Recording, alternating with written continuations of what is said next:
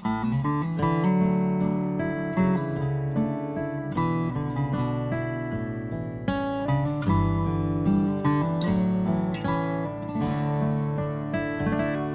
sweet the name of Jesus sounds in a believer's ear.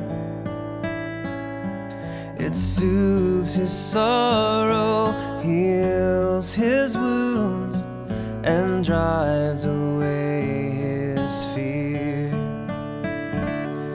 It makes the wounded spirit whole and calms the troubled breast. 'Tis manna to the hungry soul and to the weary rest. Dear name, the rock on which I build my shield and hiding place, my never failing treasury filled with boundless stores of grace. 할렐루야. 오늘도 또 함께 나와 예배하시는 모든 분들, 또 온라인으로 예배드리시는 모든 분들, 어떠한 상황과 어떤 환경에 있든지 늘 하나님의 은혜를 체험하며 살아가시기를 다시 한번 주의 이름으로 축원해 드리겠습니다. 지난 7주 동안 우리 요한이 선택한 7가지의 이제 기적에 대한 이야기를 마치고 이제 오늘은 사도행전의 본문의 말씀을 가지고 함께 은혜를 나누겠습니다. 능력은 모방으로 되지 않습니다라고 하는 주제로 함께 말씀을 나누죠. 지난 10월 25일 날 세계 초인류 기업의 총수였던 우리 삼성 이건희 회장이 세상을 떠났습니다. 그가 삼성이라는 기업을 세계 초인류 기업으로 성장시킬 수 있었던 많은 요인들이 있었겠지만 가장 많은 사람들에게 회자되는 한 가지 이야기가 있습니다. 그것은 바로 다 바꿔라 라고 하는 것이죠. 마누라와 자식만 빼고 바꿀 수 있는 모든 것은 다 바꾸라 라고 그가 말했던 그의 신경영 철학을 사람들이 많이 이야기를 합니다. 이 말은 언제 했냐면 1993년 6월에 독일에 있는 프랑크푸르트 한 호텔에 삼성의 사장단과 그룹 내에 있는 임원진들을 다 불러 모아서 호텔에서 그가 이야기한 것이 바로 이 이야기였다고 하죠. 앞으로 삼성이 초인류 기업으로 나가기 위해서는 다 바꿔야 된다는 것이었습니다.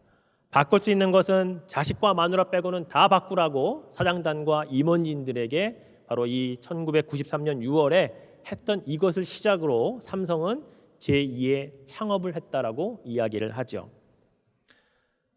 지금도 삼성그룹 60년사에서 가장 중요한 순간으로 꼽히는 장면이 바로 이 독일 프랑크푸르트에 있었던 호텔에서 이건희 회장에 의해 다 바꿔야 한다라고 강조했던 바로 이때를 이구동성으로 이야기한다고 합니다.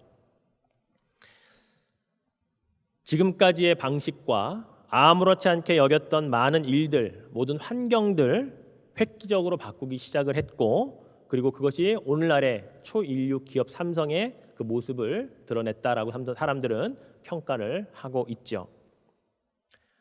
그렇습니다. 이 바꾼다라는 말, 조금 고상한 단어로 표현한다 그러면 변화한다라고 하는 말일 것입니다. 세상도 바뀌지 않으면 도태된다라고 하는 것을 알기 때문에 어떻게 해서든지 최대한 변화를 통해 성장하고 발전하고 앞으로 전진해 가려고 끊임없이 그들은 노력합니다. 연구합니다. 그리고 실천해 나가고 있다는 것이죠. 영어 단어 가운데 기회라고 하는 찬스, 두 번째 C자를 G자로 바꾸면 change가 됩니다. 그렇습니다. 바로 변화가 곧 기회라는 뜻입니다. 하물며 하나님을 섬기는 영적인 일은 이보다 더 확실한 변화를 요구하고 있다는 사실을 우리는 알아야 합니다. 심지어 성경은 변화해야 된다는 말보다 오히려 새로 아예 태어나야 한다라고까지 우리들에게 강조하고 있다는 거죠. 그런 차원에서 사도 바울은 변화되는 것을 넘어 진짜 새롭게 태어난 사람의 대표적인 사람이라고 우리가 볼 수가 있는 인물입니다. 다메섹으로 가는 도중에 예수 믿는 자들을 핍박하기 위하여 부지런히 가던 그가 예수를 만나 변화되는 것에 그치지 아니하고 그는 완전히 새로운 피조물이 되어서 그 이후의 삶을 보면 예수를 이제 믿게 하는 그런 사람이 되어서 평생을 바친 헌신했던 사람이 바로 사도 바울이라는 것을 우리는 잘 알고 있죠. 그가 쓴 편지에 고린도후서 5장 17절 그는 이렇게 기록하고 있죠. 자, 같이 한번 읽겠습니다. 그런즉 누구든지 그리스도 안에 있으면 새로운 피조물이라. 이전 것은 지나갔으니 보라 새 것이 되었도다. 그리고 그는 충분히 이런 글을 쓸만한 새로운 피조물이 정말 되었고 이전 것은 지나 보내고 새 것으로 바뀐 사람임에 분명합니다. 그런데 사도 바울은 이렇게 새로운 피조물로 새 것으로 변화되는 일이 자기 자신만의 일이 아니고 일부 그리스도인들만의 이야기가 아니라 뭐라고 말합니까? 그리스도 안에 있는 사람이면 누구든지 새로운 피조물로 다 변화된다라고 강조하고 있다는 것이죠. 이 말씀에 여러분은 의심 없이 아멘 하실 수 있어야 됩니다.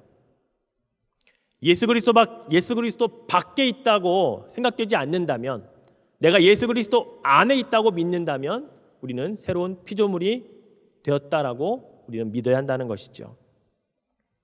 즉 예수 그리스도를 나의 구주로 고백하고 인정하기만 한다면 나는 그리스도 안에 있는 사람이기 때문에 나는 새로운 피조물이 되었다라는 사실을 진리로 받아들여야 합니다.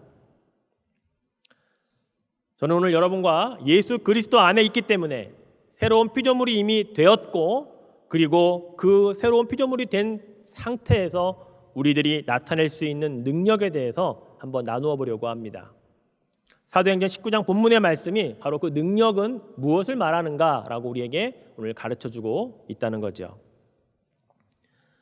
사도 바울의 변화 이후에 그는 총 로마로 다시 호송되는 것까지 포함하면 4차례의 전도 여행을 했다고 말합니다.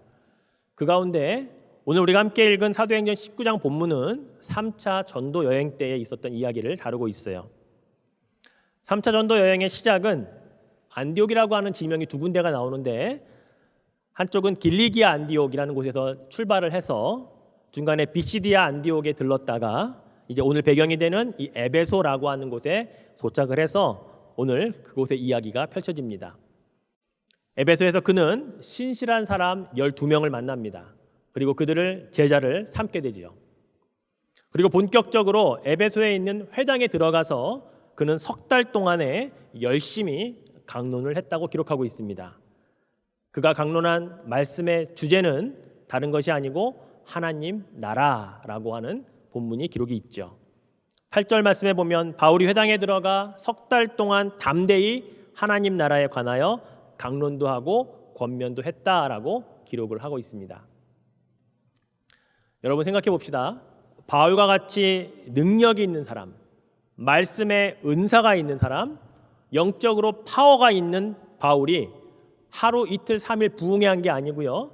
석 달 동안 매일매일 한 곳에서 이것도 일관된 주제인 하나님 나라에 관해서 열심히 가르쳤다면 그 에베소에 있었던 사람들, 얼마나 많은 사람들이 예수를 믿을 수 있었을까요? 그리고 얼마나 많은 사람들이 변화를 받아서 제자가 되었을까요? 우리는 충분히 상상해 볼 수 있는 내용입니다. 그런데 현실은 어떠했을까요? 오늘 본문 다음 절 9절에는 이렇게 기록하고 있습니다. 어떤 사람들은 마음이 굳어 순종하지 않고 무리 앞에서 이 도를 비방하거늘 바울이 그들을 떠나 제자들을 따로 세우고 두란노 서원에서 날마다 강론하니라. 바울과 같이 능력 있는 사람이, 성령의 감동하에 사는 사람이, 학식과 율법과 모든 것에 능통한 그가 석 달 동안 하나님 나라에 대해서 강론한 결과가 뭐라고요? 어떤 사람들은 바울이 회당에서 하나님 나라에 대해서 예수 그리스도에 대해서 전하는 것에 대해 비방했다는 말입니다. 비방했다는 말은 욕했다는 말이에요. 비난했다는 말입니다. 악담했다는 말이에요. 그 정도가 얼마나 심했을지 우리는 상상이 안 가지만 바울의 성정과 그의 성품을 봤을 때 그와 같은 강직한 자가 누가 악담한다고 비난한다고 그가 도망갈 사람입니까? 성경에 보면 그들을 피해서 다른 데로 장소를 옮겨가야 할 정도로 그렇게 비난받았다는 것을 우리는 볼 수가 있다는 거죠. 그럼 사도 바울처럼 영적으로 학문적으로 율법적으로 뛰어난 사람이 그것도 하나님 나라라고 하는 일관된 주제를 가지고 석 달 동안이나 가르침을 열심히 최선을 다해 전했는데 왜 사람들은 하나님 나라에 대해서 받아들이지 못했을까요? 성경은 그 이유를 분명하게 가르쳐 줍니다. 그들의 마음이 어땠다고요? 굳어졌다라고 말하고 있습니다. 그래서 말씀에 순종하지 않았기 때문이라고 이야기하고 있습니다. 에베소서 4장 18절 말씀에도 이런 말씀이 있습니다. 그들의 총명이 어두워지고 그들 가운데 있는 무지함과 그들의 마음이 굳어짐으로 말미암아 하나님의 생명에서 떠나 있도다. 그렇습니다. 마음이 굳어지면 하나님의 생명에서 멀어집니다. 마음이 딱딱해져 있으면 아무리 많은 말씀의 씨앗이 여러분에게 선포되어져도 그 씨앗이 들어갈 공간이 없으니 그 씨앗은 땅에 떨어져 새들이 쪼아먹는 것밖에 될 수 없다는 것입니다. 제가 이제 말씀 전하기 전에 항상 기도할 때 제가 빼놓지 않는 기도의 내용을 여러분 기억하실 겁니다. 성령께서 옥토밭으로 마음밭을 기경해달라고 바꾸어달라고 늘 제가 기도하지 않습니까? 바로 그러한 이유 때문이에요. 아무리 좋은 말씀, 아무리 강력한 성령의 메시지가 선포되어도 여러분의 마음의 밭이 딱딱해져 있고 굳어져 있으면 사도 바울이 와도 안 되고 예수님이 와도 안 되는 건 안 되는 겁니다. 설교자를 탓할 게 아니라 나의 마음이 하나님의 말씀을 받아들일 옥토로 기경되어져 있는가? 늘 여러분은 마음을 살피셔야 되기 때문에 그렇다는 거죠. 사랑하는 성도 여러분, 사도 바울이 복음을 잘못 전했을까요? 아니거든요. 바울이 전한 말씀에 은혜가 없었을까요? 아닐 겁니다. 그 누구라도 마음이 굳게 딱딱해져 있으면 예수님이 오셔도 안 되는 그 말씀은 안 되는 거예요. 늘 여러분의 마음을 점검하십시오.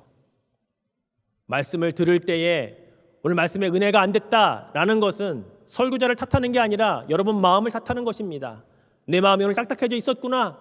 그래서 그 어느 거 하나에도 은혜 받지 못했구나 라고 여러분 스스로를 그렇게 자책하는 말이 오늘 말씀이 별로 은혜가 안 됐어요 라고 하는 말과 동일하다는 것을 깨달으셔야 합니다. 그래서 여러분 주일날 오셔서 교제하시다가 예배 전에 들어오셔서 기도하셔야 됩니다. 제가 잠깐 말씀드리기 전에 하는 기도로는 부족해요. 여러분 스스로가 오늘 말씀을 받을 옥토로 기경하는 그 시간에 기도하는 순간 그 성령은 임재하셔서 바꾸어 주실 줄 믿습니다. 그리고 말씀을 들으실 수 있기를 축원해 드립니다. 이렇게 마음이 굳어진 자들을 석 달 동안 강론해도 그들에게 비방을 듣고 욕을 들어야 했던 사도 바울도 어쩔 수 없었어요. 그래서 그가 결국 예수님의 말씀처럼 발의 먼지를 떨어버리고 그곳을 떠나게 됩니다. 그리고 그는 같은 에베소에 있었던 이 두란노 서원이라고 하는 곳으로 장소를 옮기게 됩니다. 이 두란노 서원이 있던 장소를 한번 보면 지금도 유적지가 남아 있어요. 큰 기둥의 건물이 있는 이 셀수스 도서관이라고 하는 아주 큰 도서관이 지금까지 남아 있고요. 그 옆에 두란노 서원이 있는데 이것은 개인 사설 학원입니다. 두란노라고 하는 유명한 철학자의 이름을 딴 사설 학원에서 말씀을 전하기 위해 장소를 옮겼던 것이죠. 바울은 이 두란노 서원에서 또다시 하나님 나라에 관해서 가르치기 시작을 합니다. 이번에는 석 달이 아니라 자그마치 2년 동안 말씀을 거기서 전하게 되죠. 10절 말씀해 보니까 2해 동안 이같이 하니 아시아에 사는 자는 유대인이나 헬라인이나 다 주의 말씀을 듣더라. 이 지역이 소아시아거든요. 그래서 아시아에 있는 많은 유대인들, 그 지역에 있는 헬라인들까지 이제는 찾아와서 말씀을 들을 정도로 굉장히 유명한 바울의 강론이 있었던 것을 우리는 알 수가 있죠. 자, 그런데 이 2년이라고 하는 시간 동안에 이 두란노 서원에서 하나님 나라에 관해서 매일매일 강론을 하는데 학자들이 재밌는 사실을 하나 발견했습니다. 두란노 서원은요, 회당이 아닙니다. 그냥 사설 학원이에요. 즉 누군가는 그곳에 와서 유명한 철학자의 이름을 딴 학원이기 때문에 아마 그들이 철학을 배우는 그러한 공부하는 지금과 같은 사설 학원이라는 거예요. 그런데 어떻게 2년 동안 매일매일 이 사설 학원을 그가 사용할 수 있었을까? 학자들이 궁금해했습니다. 조사하고 연구를 해서 이러한 결론을 얻었습니다. 소아시아 지역, 지금으로 보면 이 터키 서쪽에 위치한 이 에베소라고 하는 지역은요, 그 당시로 말하면 지금의 뉴욕과 같은 곳입니다. 지금 아시아의 서울이나 도쿄, 베이징과 같은 곳이 그 당시에 에베소라고 하는 곳이었습니다. 즉 소아시아의 수도가 에베소였고요, 로마 제국의 행정과 교통의 중심지가 에베소였습니다. 즉 수없이 많은 사람들이 이곳을 지나다녔고 이곳에 모여 살았고 엄청난 대도시에 그것도 유명한 사설 학원이 있었기 때문에 많은 사람들이 사실은 그 학원은 그냥 일반 사람들이 이용하는 그런 일반 시설이었다는 거죠. 그런데 어떻게 사도 바울이 2년 동안 그곳에서 하나님 나라의 강론을 할 수 있었을까? 그 당시 에베소 사람들의 일상을 생각해 보면 이랬다고 합니다. 보통 9시에 일과를 시작을 해서 오전 11시까지 2시간 정도 일을 하고 낮 12시부터 1시까지 점심을 먹습니다. 그리고 그들은 그 뒤에 다시 일을 하는 게 아니라 그때부터 이 지역은 고온 다습한 시간에는 사람들이 낮잠을 자는 시간을 갖습니다. 지금도 우리 유럽에 가면 피에스타라 그래서 여러분 시에스타라 그래서 낮잠 자는 시간을 따로 두지 않습니까? 예, 그때도 이와 비슷한 시간이 있었대요. 그래서 이들이 낮잠을 자는 시간이 보통 오후 3시나 4시까지 잠을 잤다고 합니다. 점심 먹고 나서요. 그리고 오후 4시 이후로 다시 자기들의 일과와 일상을 가지고 그리고 하루를 마치는 그러한 삶이 보통 일상적인 에베소 사람들의 일과였다고 하죠. 자, 그럼 두란노 서원을 2년 동안 매일같이 사용할 수 있었던 시간은 언제였을까요? 사람들이 낮잠 자는 시간이었다는 겁니다. 2년이라는 시간 동안 하나님 나라를 열심히 강론하기 위해 그 덥고 그 습한 시간에 사람들은 다 쉬고 잠을 자는 그 시간을 이용해서 하나님 나라의 말씀을 바울은 강론을 했다라는 거예요. 그렇습니다. 초대교회라고 말하는 이유가 여기에 있어요. 에베소 교회가 세워지기까지 그곳 성도들은요, 하나님의 말씀을 남들 낮잠 자는 시간에 모여서 들었다는 겁니다. 지금처럼 에어컨 틀어놓고 시원하게 말씀 듣고 기도하고 은혜를 받은 것이 아니었고요, 가장 힘들고 덥고 졸립고 피곤하고 효율적인 면에서는 가장 비효율적인 그런 열악한 시간대에 모여서 최선을 다해 말씀을 듣고 졸리면 살을 꼬집어가면서 땀이 나면 수건으로 땀을 닦아가면서 주의 제자가 되는 훈련을 바울에게 2년 동안 받았다라는 사실입니다. 오늘날 우리와는 참으로 많이 다르죠. 환경이 다르기도 하지만 하나님의 말씀을 전하는 바울이나 그 말씀을 배우려고 하는 에베소 교회 성도들의 마음 자세가 정말 우리와는 다르다는 것을 인정하지 않을 수 없습니다. 그렇게 말씀 듣는 시간이 끝나면 그들은 그때부터 낮잠을 잘까요? 아니요. 그들은 또 일상으로 돌아가서 쉬는 시간이 아닌 똑같이 일터에서 일을 하고 가정으로 그리고 또 하루를 그렇게 마감하는 그 일들을 이 바울이라고 하는 스승과 함께 2년 동안을 그렇게 보냈다는 겁니다. 다른 사람이 소유한 사설 학원을 빌려서 말이죠. 이것이 바로 초대교회라고 부르는 이 에베소 교회의 근간이 되었던 것입니다. 그래서 요한계시록에 보면 소아시아의 7교회에 대한 성령이 하시는 말씀을 보면 가장 첫 번째가 에베소 교회에 대한 말씀을 하시는데 그 말씀은 칭찬이 가득합니다.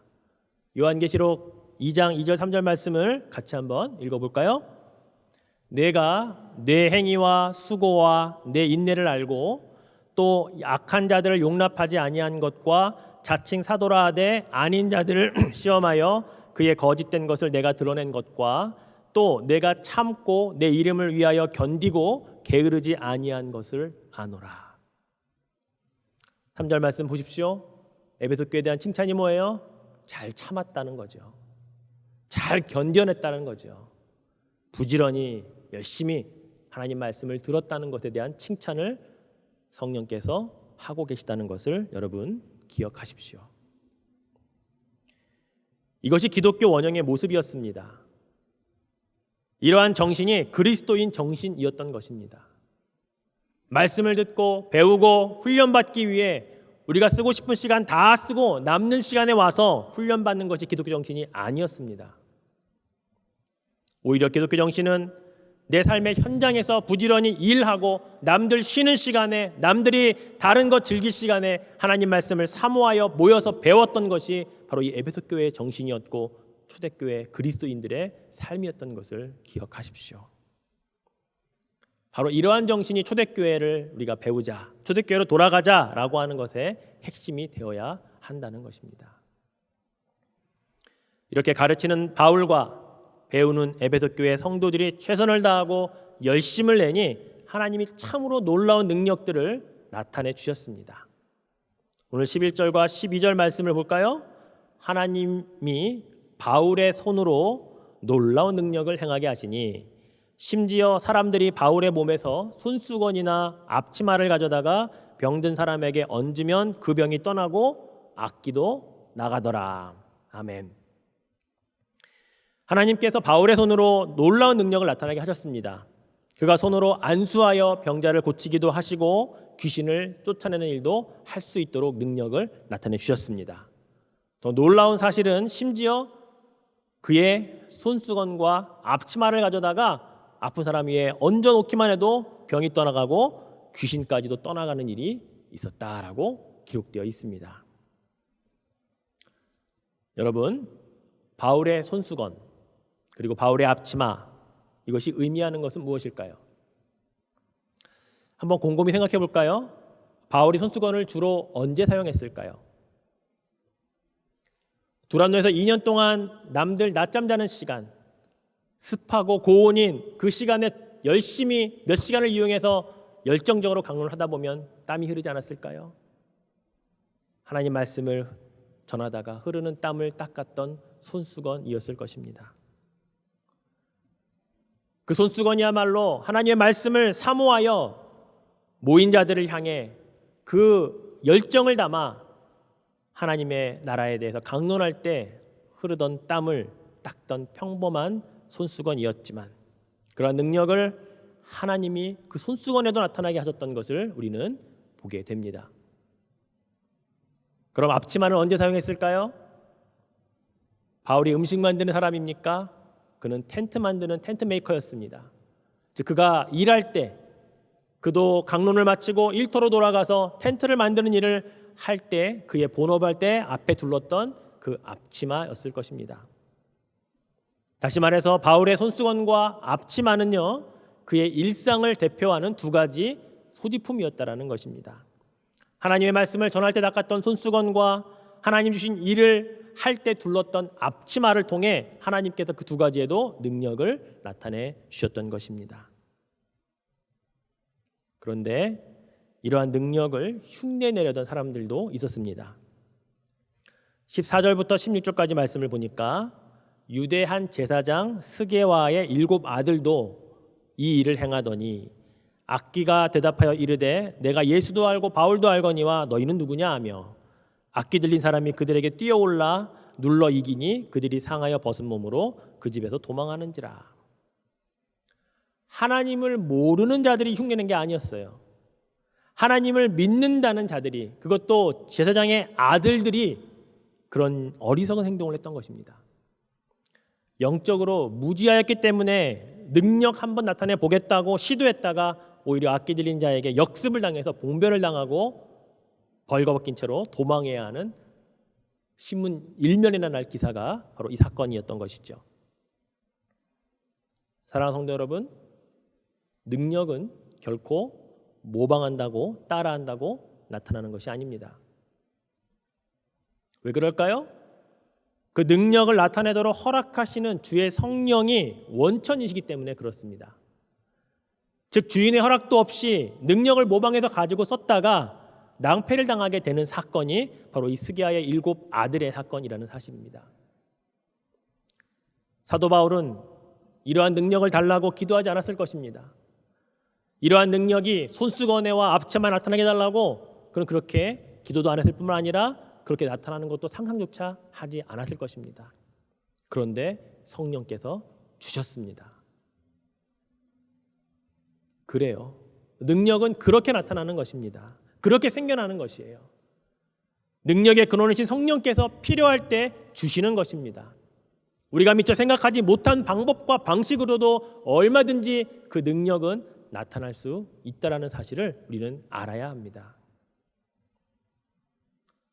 사도 베드로도 요한과 함께 예루살렘 성전에 기도 시간에 올라가다가 성전 미문에 앉아서 늘 구걸하던 안진뱅이를 보고서 주 예수 그리스도의 이름으로 그를 일으켜 세웠던 장면을 기억하실 겁니다. 사람들이 놀랬죠. 어떻게 성전 미문에 앉아있는 안진뱅이가 일어났느냐라고 하는 것에 대해서 베드로가 이렇게 대답합니다. 사도행전 3장 12절에 보니까 베드로가 이것을 보고 백성에게 말하되 이스라엘 사람들아 이 일을 왜 놀랍게 여기느냐 우리 개인의 권능과 경건으로 이 사람을 걷게 한 것처럼 왜 우리를 주목하느냐. 여기에 나온 이 권능이 능력 아니겠습니까? 이게 우리의 개인 거라고 말하고 있나요? 아니라는 거죠. 그러니 우리 보고 놀랄 필요가 없다라고 베드로도 이야기하고 있는 것입니다. 맞습니다. 베드로가 말하고 있는 것처럼 능력은 결코 사람에게 나오는 것이 아닙니다. 오직 성령께서 허락하실 때 나타나는 것이며 성령께서 원하실 때 언제라도 우리의 일상에서 발휘되는 것이 능력이라는 사실을 우리는 깨달아야 하는 것입니다. 하지만 여러분, 저는 그 능력이라고 하는 것을 눈에 보이는 것으로만 한정시킬 필요가 없다고 믿습니다.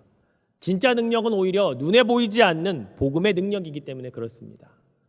오늘 본문 17절 말씀, 18절 말씀 뭐라고 기록되어 있어요? 에베소에 사는 유대인과 헬라인들이 다 이 일을 알고 두려워하며 주 예수의 이름을 높이고 믿은 사람들이 많이 와서 자복하여 행한 일을 알리며. 스게와 7 아들의 그 사건을 많은 에베소에 있는 사람들이 알게 되었습니다. 그렇죠. 신문 일면에 났으니까요. 유대인들과 헬라인들이 다 놀랐습니다. 같은 하나님을 믿는다고 하는 자들이 이런 악귀에게 봉변을 당했네. 그렇다면 사도 바울이 믿는 하나님, 그 예수님은 누구지? 라고 하는 것에 대한 그들이 놀라며 알게 되었을 때 주 예수 그리스도라는 분 때문에 이 일이 가능하구나 라고 그들은 예수의 이름을 높였다라는 거예요. 또 그로 인해서 예수를 믿게 된 많은 사람들이 와서 땅에 엎드리고 자기의 잘못들을 회개하고 많은 공개 석상에서 이야기하는 일들이 일어났다라는 겁니다. 여러분, 이게 능력이죠. 이게 복음이 주는 능력 아니겠습니까? 어느 누가 공개 석상에서 자기의 죄를 그렇게 막 드러내고 이야기하냐고요. 복음의 능력은 이 일을 가능하게 한다는 것입니다. 많은 유대인들이 와서 엎드릴 수밖에 없었던 이유는 복음이 내 안에 들어와서 예수 그리스도가 내 안에 들어와서 그것으로 내 안에 있는 죄도 회개하게 하고 공개석상 이야기할 수 있는 그런 마음을 주시는 것, 이게 능력 아니냐는 것이죠. 그래서 능력은 결코 모방으로 되지 않는다는 것입니다. 자신의 죄를 숨김없이 고백했던 것, 성령이 주시는 능력이었습니다. 예수 그리스도를 믿고 새롭게 변화를 받은 사람들이 자신의 죄를 고백할 능력이 바로 그 안에 나타났다라는 것이죠. 여러분에게 이 능력이 아직 남아 있습니까? 누군가에게 여러분의 죄를 이런 죄를 지었다라고 이야기할 수 있는 그 능력이 혹시 나타나고 있습니까? 이것뿐만이 아니었습니다. 입술로 죄를 고백하는 이 회개의 찬을 넘어서서 물질적인 손해를 감수하면서까지 엄청난 기적이 또 일어났습니다. 19절 말씀 볼까요? 또 마술을 행하던 많은 사람이 그 책을 모아가지고 와서 모든 사람 앞에서 불사르니 그 책값을 계산한 즉 은 5만이나 되더라. 에베소와 같은 이 대도시에 신전이 있고 많은 우상들을 섬기는 그곳에서 마술사들도 흥행했습니다. 그런데 그들이 자신들이 생계수단과 연결되어져 있던 그 책, 마술책을 가져다가 불에 태웠는데 그 책값만 은 5만이었다고 말하고 있습니다. 당시 헬라의 화폐 단위는 드라크마입니다. 1 드라크마가 얼마냐면 하루 노동자들의 하루 일당입니다. 자, 그러니까 5만 드라크라는 하루가 우리가 받는 100불이라면 그러면 약 500만 불 정도의 책값을 그날 불에 태웠다라는 것이죠. 이것 또한 신문 일면의 날 기사거리였던 것입니다. 어쩌면 마술사들이 불태운 마술책은 자신의 생계를 포기하겠다고 하는 것과 다를 바 없습니다. 그럼에도 불구하고 아낌없이 과감하게 자신이 소유한 모든 마술책을 소각해 버렸다는 이 사실이야말로 입술로 자기의 죄를 고백하는 차원을 넘어서서 물질의 손해, 앞으로 생계에 대한 막막함, 이런 모든 것들을 다 제쳐놓고 앞으로 예수 그리스도 앞에 내가 나아가겠다라고 하는 이 엄청난 고백과 기적이 나타났다는 것이죠. 이게 바로 복음의 능력 아니겠습니까? 바울은 회당에서 3개월, 그리고 두란노 서원에서 2년, 이렇게 2년 3개월이라는 시간 동안에 이 에베소 땅에 하나님 나라에 대해서 복음을 전했습니다. 이 시간을 통해 에베소가 완전히 복음으로 뒤집어졌습니다. 우리가 읽지는 않았지만 이 본문 뒤에 또 사건이 또 나와요. 어떤 사건이 나오냐면 우상 만드는 이 사람들이 사도 바울과 그의 일당들을 박해하는 장면이 나옵니다. 왜 박해하는 줄 아세요? 에베소의 많은 사람들이 자신의 집에 있는 우상들을 갖다 버리는 겁니다. 더 이상 찾지 않아요. 사지 않아요. 그러니 우상 만드는 사람들의 잡이 떨어지는 거예요. 자기 일들이 없어지는 거예요. 그래서 사도 바울과 그 에베소 교 성도들을 찾아가서 박해하고 괴롭히는 장면이 뒤에 또 나온다고요. 이 정도로 엄청나게 많은 능력이 에베소 교회에서 일어났다라는 사실을 우리 사도행전 19장을 통해 발견하게 됩니다. 사랑하는 성도 여러분, 하나님 나라의 복음이 전파되는 곳에는 이러한 일들이 일어납니다. 이것을 우리는 기적이라고 말하기도 하지만 저는 오늘 본문 말씀에 중심을 했을 때에 이게 바로 능력이다라고 저는 말씀드릴 수 있습니다. 굳이 절에 가서 땅 밟기 안 해도 하나님 나라의 복음만 제대로 전파되면 우상 섬기는 곳은 다 무너지게 되어 있습니다. 무당집, 점집, 집 앞에 가서 대문에 손대고 굳이 기도하지 않아도 제대로 하나님 나라의 말씀이 복음이 전파만 되면 사람들에게 심어만 치면 얼마든지 일어납니다. 로마서 1장 16절 말씀처럼 복음을 부끄러워하지 않는다면 이 복음은 모든 믿는 자들에게 구원을 주시는 하나님의 능력이 되기 때문이죠. 유대인과 헬라인 모두에게 주었던 에베소 사건처럼 말이죠. 오늘 본문의 마지막 20절 말씀은 이 모든 사건을 딱 정리를 해줍니다. 20절 말씀 같이 한번 읽어볼까요? 이와 같이 주의 말씀이 힘이 있어 흥왕하여 세력을 얻으니라. 아멘. 다른 한글 성경을 제가 읽어드려 볼게요. 주님의 말씀이 능력 있게 퍼져나가고 점점 힘을 떨쳤다. 표준 세번역 성경이고요. 우리말 성경에는 주님의 말씀은 힘 있게 계속 퍼져나갔다라고 기록을 하고 있습니다. 여러분, 능력의 근원이 뭐예요? 하나님의 말씀이었다라는 것입니다. 3개월 동안 하나님 나라에 대해서 강론했던 그 말씀의 파워가 능력으로 나타난 거고요. 두란노 서원에서 2년 동안 그 땀을 흘려가며 함께 배웠고 함께 선포했던 바로 그 하나님의 말씀이 근간이 되어서 능력으로 나타났다라는 것을 기억하시기를 바랍니다. 말씀을 맺죠. 하나님 나라에 대해서 강론했던 이 바울의 에베소 사역은 그 어느 곳에서보다도 철저하게 하나님의 역사가 나타났던 곳을 우리는 보게 됩니다. 그 근원은 분명합니다. 하나님의 말씀을 제대로 선포했고 배우는 자들이 열심을 내어 그 말씀을 배웠기 때문이라는 것입니다.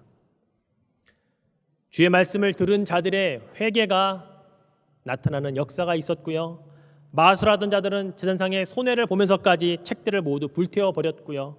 심지어 우상을 집안에 두지 않으려고 갖다 내다버리면서 우상 만드는 자들의 박해를 받는 사건까지 있었던 곳이 에베소였습니다. 여러분, 그렇습니다. 능력의 근원은 하나님의 말씀입니다. 우리가 그 말씀을 보다 더 가까이 해야 하는 이유가 바로 여기에 있는 것입니다. 요즘 그리스도인들에게 능력이 있습니까? 아니, 그리스도인이라고 불리는 우리들에게 요즘 어떤 능력들이 나타나고 있습니까? 기적과 능력을 동일시해서는 안 됩니다. 그래서 아무런 능력도 나타나지 않습니다 라고 여러분 말하는 것도 불신입니다. 여러분이 하나님의 말씀을 듣고 회개하기 시작하면 그게 능력이 나타나는 거예요. 하나님의 말씀을 듣고 찔림이 있고 그래 이 말씀대로 살아야지라고 하면 여러분의 삶에 변화가 나타나는 거, 그거 능력입니다. 기적과 기사를 말하는 게 아니에요. 그러니 요즘 여러분의 삶에서 그리스도인으로 능력 나타나고 계십니까? 라고 말하면 여러분은 아멘이라고 말씀하실 수 있는 사람이 되어야 하는 것이죠. 올 한 해 코로나19로 인해서 많은 변화들이 있었죠. 세상만 변화한 게 아니라 교회도 변화가 되었고 많은 성도들의 삶들도 변화가 되었습니다. 그 가운데 우리 교회 성도들 가운데 많은 변화는 많은 것들이 있었겠지만 그 어느 해보다도 성경 통독하는 분들이 많이 늘어났다는 겁니다. 그 어느 해보다 최근 올해까지 성경 통독한 숫자가 엄청나게 많이 늘어났어요. 제일 많이 하신 분은 올해 한 해 동안 14번 통독하신 분도 계십니다. 또 매주 제출되는 우리 다바르 성경 문제집도 열심을 내어서 제출하신 분들이 그 어느 해보다도 많았습니다. 정말 하나님 말씀 가까이 하려고 많이들 노력하신 거 감사드립니다. 더 바라기는 하나님의 말씀이 이제는 읽는 것과 문제 푸는 것에서 더 나아가서 여러분의 삶을 변화시키는 능력으로 나타날 수 있기를 축원해 드립니다.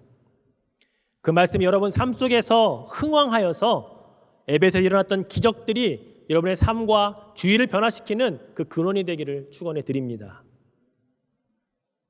혹 하나님의 말씀을 이런 상황 속에서도 가까이 하지 못했던 분들이 계시다면 새롭게 한 해를 마감하고 시작하는 이때에 마음을 다잡으십시오.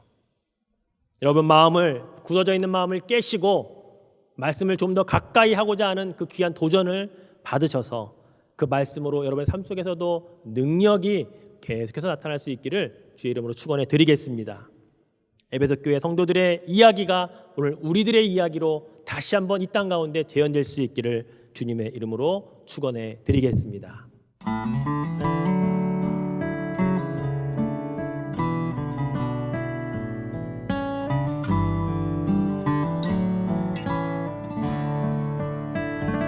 How sweet the name of Jesus sounds in a believer's ear. It soothes his sorrow, heals his wounds, and drives away his fear. It makes the wounded spirit whole and calms the troubled breast. 'Tis manna to the hungry soul and to the weary rest. Dear name, the rock on which I build my shield and hiding place, my never failing treasury filled with boundless stores of grace.